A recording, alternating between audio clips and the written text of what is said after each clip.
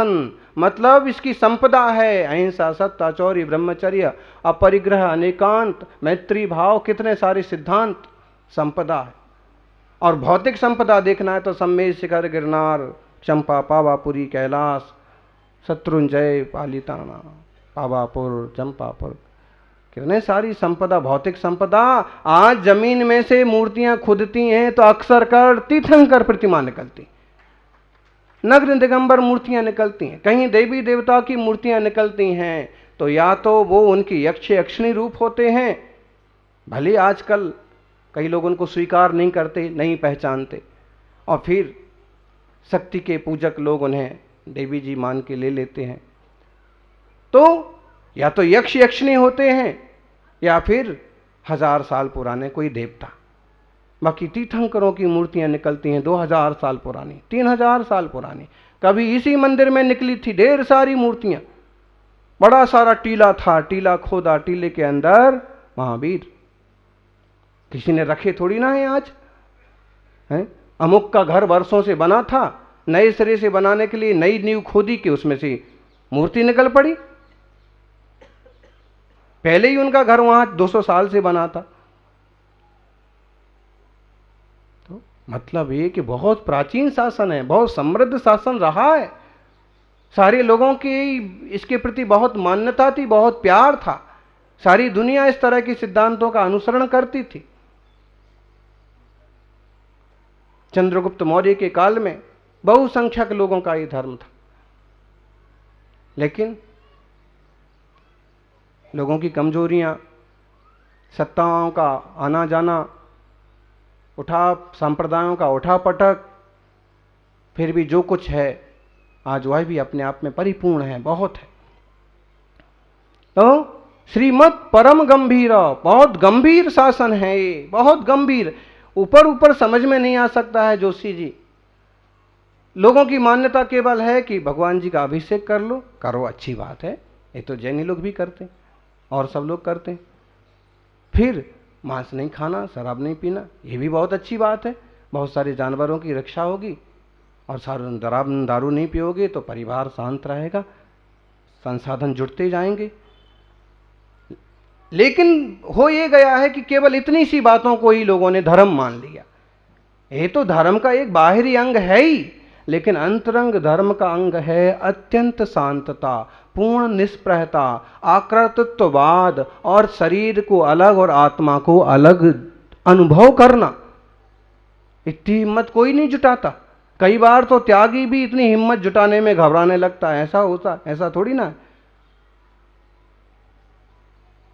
जबकि दृष्टि टोटल शुद्ध होना चाहिए कि देह यहाँ का यहाँ रखा रह जाता है और चैतन्य आत्मा निकल जाता है, वही वस्तु मैं हूं। और इसलिए फिर देह का कुछ भी हो जाता है, ज्यादा घबराहट ज्ञानी को होती नहीं। अभी एक माँ आई, कहने लगी बहुत तबीयत खराब है, डॉक्टर ने कह दिया लास्ट स्टेज का कैंसर है, अब क्या करें क्या करें। बड़ी सहजता से हमने कहा 50 साल तो पूरे हो गए। बोले हो गए, बच्चे ठीक ठिकाने हैं, अब टेंशन मत करो, ये तो एक तरह का पड़ोसी है, किसी को 20 साल को मिलता है, किसी को 50 साल को मिलता है, किसी को 60 साल को मिलता है, किसी को 70 साल को, बहुत खींचतान कर लिया तो 100 साल को मिलता है। इसको पड़ोसी ही मानो और धर्म ध्यान बढ़ाओ। जरूरी दवा औषध लो, सुधारे तो सुधारो, ना सुधरे तो धक्का मारो। इसके पीछे ज्यादा दिमाग खराब करने की जरूरत नहीं है। आप कहोगे आपने तो इतना आसानी से बोल दिया। हमने तो बोल दिया, लेकिन हमारे गुरुजी ने तो करके, प्रैक्टिकल करके दिखाया है। और हमारे भी जब अवसर आएंगे तो हम भी उसी ढंग से समाधि साधना करके देह का त्याग करेंगे। जो व्यक्ति शब्दों में बोल सकता है, अनुभव में जी भी सकता है। तो ये हम कह नहीं रहे हैं सिर्फ, ये तो एक धर्मात्मा को जीना चाहिए। ये तो देश की एक परंपरा रही है। दिख रहा है शरीर संभलता है संभालो, नहीं संभलता है राम राम, नमोकार मंत्र सुनाओ, धर्म ध्यान करो, और उसका आशय सिर्फ ये है कि परिणाम ना बिगड़ जाएं, इसके प्रति मोह पैदा ना हो जाए, क्रोध आदि कसाय पैदा ना हो जाए, निर्मलता बनी रहे, निर्मल निर्मल भाव से जाएंगे तो ऊंचा ऊंचा आसन पाएंगे, और मेले मेले भावों से जाएंगे तो मेली मेली गति में मेला ढोने वाले बन जाएंगे, मेला खाने वाले बन जाएंगे। शब्द थोड़े खराब लगते हैं कभी कभी, लेकिन बात तो यही है, जैसे परिणाम वैसा फल, जैसा बीज वैसा वृक्ष वैसे फल। इसलिए हम तो जब हम देखते हैं कि इनका शरीर संभलता नहीं दिखता है तो हम तो दो टूक बोल देते हैं, खराब लग जाता हो क्षण भर को, अब नहीं जाएंगे महाराज के पास, नहीं जाओ। लेकिन ये पक्का कर लो, बॉडी बॉडी है, आत्मा आत्मा है, जरूरी जरूरी काम करो, संभलता है संभालो, नहीं संभलता है तो अरहंत नाम सत्य है, सिद्ध नाम सत्य है, राम नाम सत्य है। का मतलब है कि आत्मा शाश्वत है, इसका कुछ बिगड़ना नहीं है। जिस भी पर्याय में जाएगा वहां नई रचना हो जाएगी, डोंट वरी। शास्त्रों में तो इस ढंग से समझाया गया है कि जब मुनिराज कभी विचलित होने लगे ना तो फिर गुरुजी समझाते हैं कि टूटा फूटा शरीर छोड़ो, लंगड़ा लूला शरीर छोड़ो, अब इसकी तो उम्र पूरी हो गई, देव पर्याय में जाओगे वहां सुंदर शरीर मिलेगा। अब तुम्हारा मोह है कि इनसे उनसे उनसे, अरे इनको छोड़ो, एक काणी औरत नहीं छूटती है, ऊपर जाओ वहां 32 मिलेंगे एक साथ। कभी कभी समझाने के लिए, समझाना तो मूल यही है कि आत्मा है, शाश्वत वस्तु है, इसे ही प्योर कर लिया तो यही सिद्ध और अरहंत होता है। जैन धर्म की ये बात सबको समझ में आए ना, लोगों का जीवन एकदम प्योर प्योर पवित्र पवित्र हो जाए।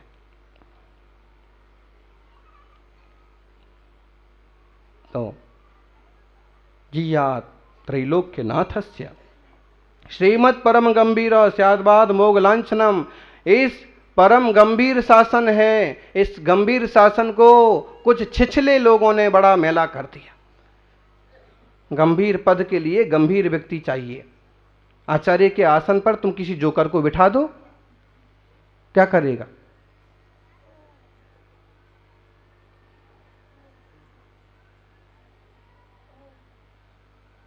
आचार्य का आसन गंभीर आसन है। मुनिराज की साधना गंभीर व्यक्तित्व की साधना। अरहंत सिद्ध तो वे ही बनते हैं। और ये श्रीमद् परम गंभीर शासन में छोटी बुद्धि वाले कोई लोग आ गए, छोटी बुद्धि वाले कोई त्यागी आ गए, पंडित जी आ गए, और लो समाज अच्छे से रह रहा था, ऐसा बीज डाल गए कि चार उधर दो उधर दो उधर, एक दूसरे का मुंह देखने को तैयार नहीं। ऐसा है ये शासन, ये तो परम गंभीर है। इस सागर में तरह तरह की रत्न हैं, तरह तरह की मान्यताएं हैं, तरह तरह के, ये तो गंभीर है। और उथले लोग आए तो गड़बड़ हो गया। किसी भी एक तरफ खींचना नहीं। स्याद्वादा मोग लांछनम, इस शासन का ध्वज है स्याद्वादमय जिन धर्म अनिकांतमय ध्वज। का मतलब है कि किसी विवक्षा से दोनों बातें सही हैं, दोनों बातें सही। अभी महाराज कह रहे थे हे चेतन, फिर कह रहे थे खोड़निया जी।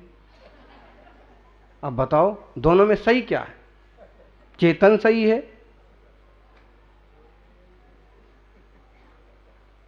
बताओ?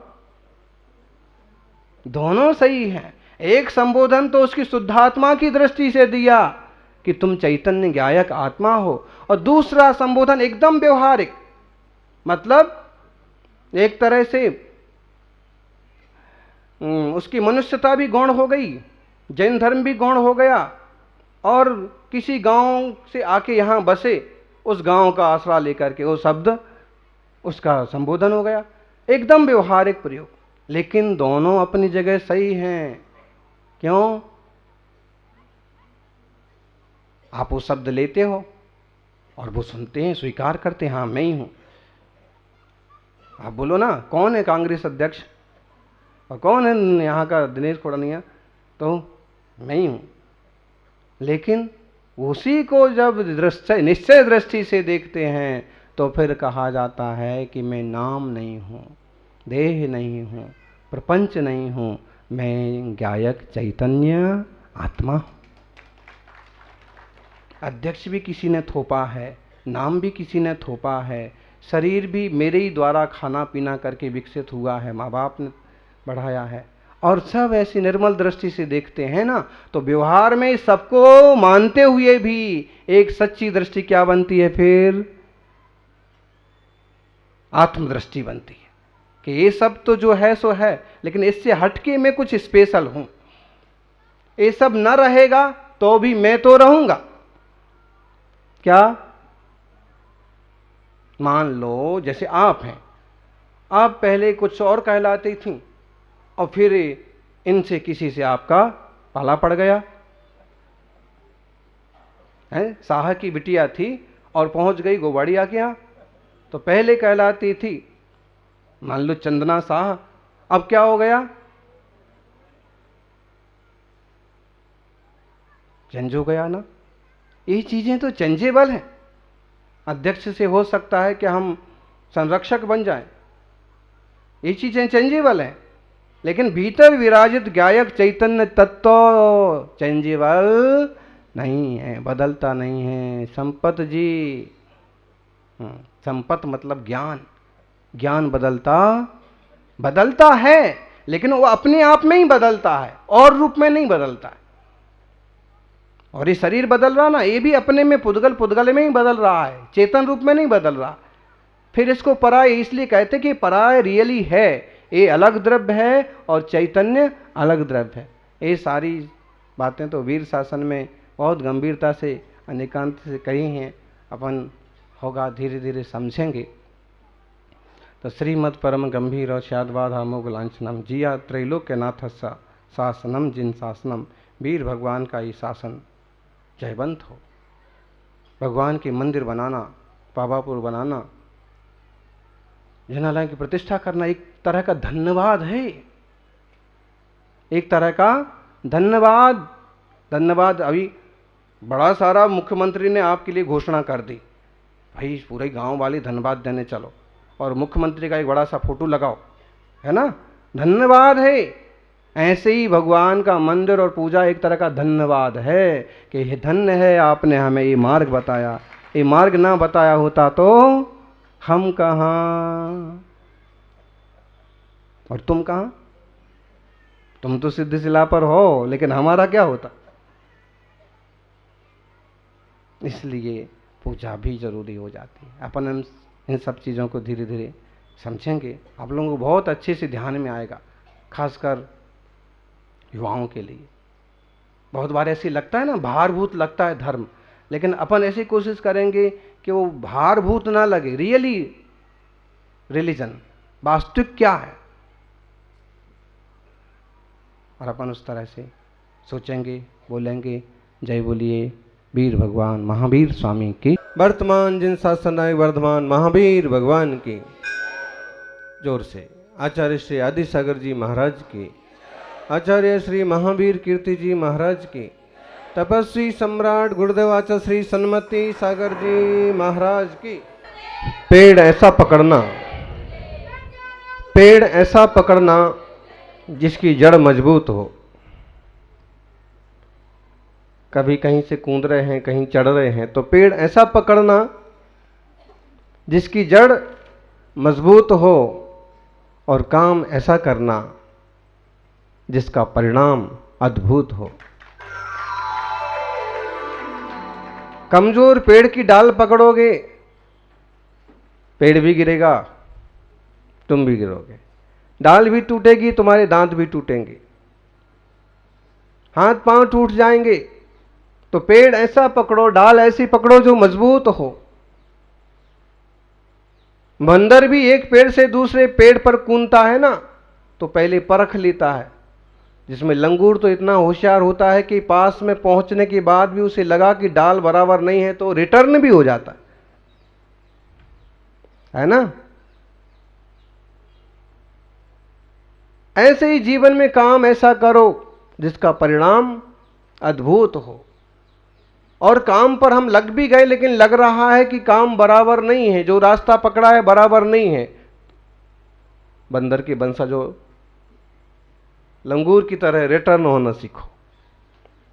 गलत रास्ते पर जितने आगे चले जाओगे, डार्विन ने तो यही कहा ना, आदमी बंदर का वंशज है।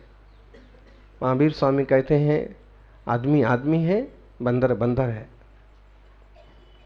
कई सारी प्रजातियां, कई सारी योनियां हैं, कई सारी जातियां हैं, जिसमें सौभाग्य है कि मनुष्य एक परिपूर्ण विकसित प्राणी है।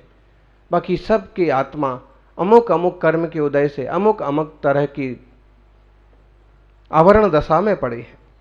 वे भी कभी विकास कर सकते हैं, लेकिन हम एक तरह से काफी ऊपर आ चुके। सज्जनों,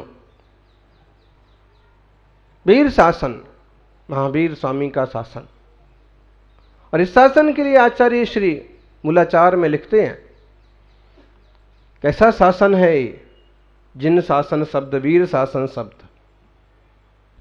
जामल्लीना जीवा तरंती संसार सायर मणंतम, तम सव जीव शरणम नंददु जिन शासनम सुरम। नंददु वीर शासनम सुरम।